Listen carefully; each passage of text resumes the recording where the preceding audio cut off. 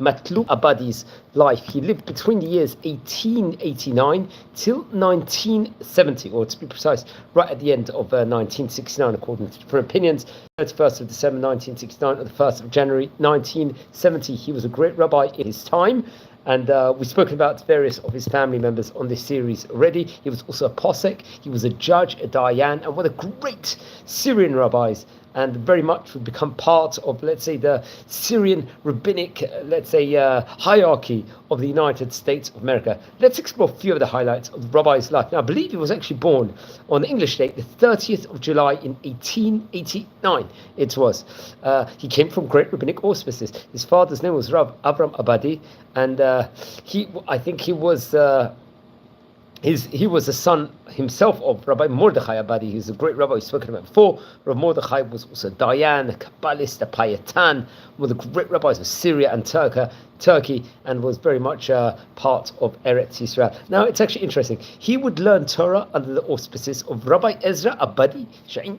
And now the great rabbi we spoke about, I think a couple of months ago, he was head of Jewish court in Aram Tzava and was great posek halacha. So he really learned under great auspices. And he would actually learn in a chabura with other great rabbis, including the famous Rabbi Moshe Tawil, who was one of the first rabbis we spoke about in this series. We're talking about nearly 3 years ago. He happened to be a Rosh Hashiva, I believe, of I think the Rosh Hashiva of Yeshivat Degel Torah, a place we've spoken about on various occasions before, and was also the rabbi of the Halabit community. Okay, including he would learn Talmud Bavli at a very high level. He would study throughout much of time period, like other yeshiva students. He was also very into, let's say, studying the Hebrew language.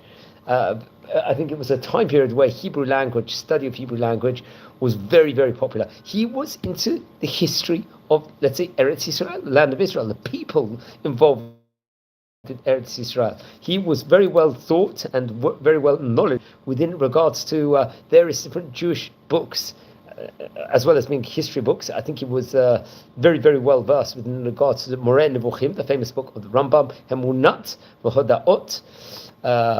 I think that was another famous book of his time, the Sefer HaKuzari. That's another great one. I think that actually book was written in the year 1139, if I'm not mistaken, nearly about close to 1,000 years ago. And he would study together with, I think, Rabbi Yitzchak Dayan, who was one of the prominent rabbis in Aleppo, and very much so at that stage in time. I think come what the year 1913, he would actually move to Eretz Yisrael. Phenomenal achievement at that point in time. There was waves of aliyot coming way before 1948, and he would end up staying in the capital city of Israel, Jerusalem, the holy city of Jerusalem, and he would get married, I think, to the daughter of the famous Kabbalist of Rabbi Nisim Nachum. He would get married to his daughter, if I'm not mistaken, and this was be once he had actually come to Jerusalem.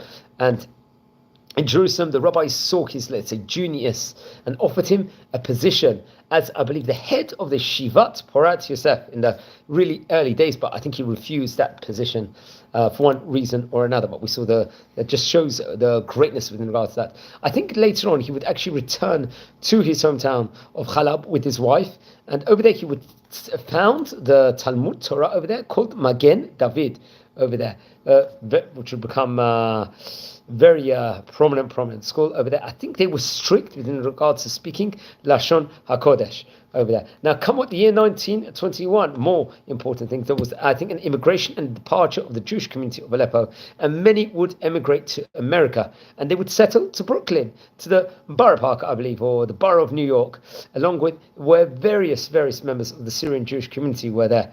And over there, he was considered the leader of the Aleppo community. Now, I think he didn't want an official rabbinic role, let's just say, at that point in time, but he was considered a head, let's just say. He would open a Talmud Torah for children of the community, heading it also naturally. He was also a member of the community's court, along with another famous rabbi, Rabbi Yaakov Katzin, a rabbi we spoke about, and we actually dedicated, I think we spoke about him in a separate video, I think, when he happened to be a great Kabbalist. He was a founder of Kabbalistic Yeshiva in Jerusalem. He was a rabbi of Magen David and Sharet Zion and of the Syrian community, respectively, Rabbi Yaakov Shaul Katzin. Now, it's reported over shortly before he passed away, I think right at the start of 1970 or the last year of 1969. Unfortunately, he was involved in a car accident and he would injure his leg, I think, seriously.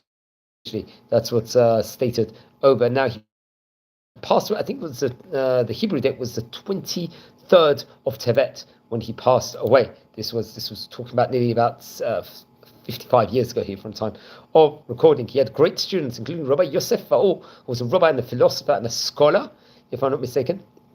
And he was part of the Talmudic department of Bar Ilan University. And also another one of his students was Rabbi Moshe Tawil, who was a very great rabbi of his time, as we mentioned about at the start of this video. We spoke about him before, and I recommend everything. Now, he would write different Torah colossal works, including the Magen Ba'adi, I believe. This was printed in New York in Tafshin Lamed. It was Sheilot and Shuvot, questions and answers, within regards to halacha, various different drashot. I think Kita'ei Shira. It was, I think, printed, if I'm not mistaken. I'm not sure where exactly, but it would come out after he passed away. And I think he would write down a hakdama to the book, the Ma'ayan Ganim, which was printed in Jerusalem in the year Tafshin Yud Chet. I think that was of his grandfather, Rabbi Mordechai Abadi. He would write a preface to it, or some importances within regards to that book. We can actually relate over a few more interesting things within regards to him. Just looking at the Shari Tzion, ny.com website over here, stating about his, let's just say, his greatness. It was apparent that he was going to become an outstanding Talmud Chacham from a young age. I think when he was 20, as we said before, once he immigrated to America, he would, to Israel, he would continue high-level learning. He was very close, actually, and would learn with Rabbi Ezra Atiyah, who would later on become the Rosh Yeshiva of Porat Yeshetzef, which is obviously the bastion of Sephardic Yeshiva, in of itself of the entire world. He would also, he got married. His wife's name actually was Rabbanit Esther Nahum, as we said before, the daughter of Rab Ezra Nahum, who was very outstanding, I think, Bukharian Jew, if I'm not mistaken. In the earlier parts of the 20th century, once he would emigrate to America, he would really energize spiritual life in the community. He would teach in the Talmud Torah in Bensonhurst, and will become the principal. His Torah education helped create, let's say, a solid foundation to many of the youth, especially, helping them set a course to their lives in religious and traditional lifestyle. Many of the elderly members of the community in recent years credit Rabbi Abadi for molding them to their great religious background. He was a member of the Magen David Bet Din, he was involved within regards to resolving disputes among members of the community. As we stated on onset, he never accepted an official rabbinic title or pulpit assignment in the community. His primary focus and goal was always remained the same: to teach Torah and to educate the community.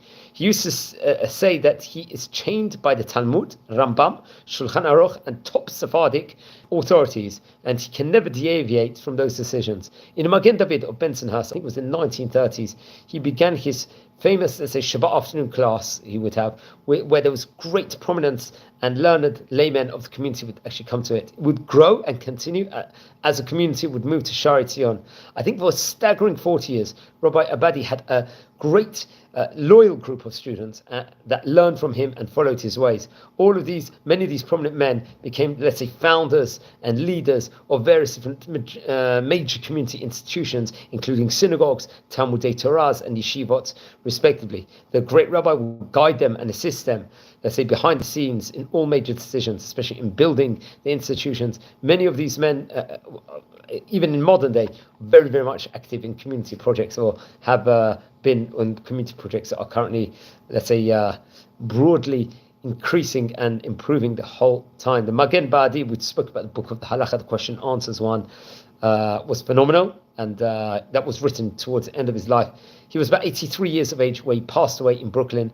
I think his funeral was held in Magen David, and many of the prominent rabbis and the leaders, let's say, of the community gave eulogies. It's reported over more than 1,000 people, both inside and outside, came to pay their last respects to this great leader and the Talmud Chacham. He was buried in Har HaMenuchot, the Mount of Resting burial plot in Israel, in Jerusalem. And to this day, the rabbis, Sepharim, and personal writings are kept, I think, safely in a special Rabbi Matloub Abadi library in Sharei Tzion. And what a great rabbi he was of this point in time. We've got use this. There was an excellent article from Joe Mansour in the Share Tzion NY website. So please, everyone, join this community, subscribe to the channel. We're learning about the great rabbis of yesteryear. If you haven't subscribed yet, please subscribe. If you descend from any of the great chachamim we are speaking about, please let me know. I would love to hear more information. We've already covered about 1,000 biography videos of great Sephardi rabbanim yesteryear. So please, we're growing. Wishing you a Shavua Tov. It's actually Isru Chag at the moment here in the city of Bet Shemesh in Israel. So wishing you all well. Take care and watch over the previous videos also. Wishing you blessings from Israel. Thank you very much.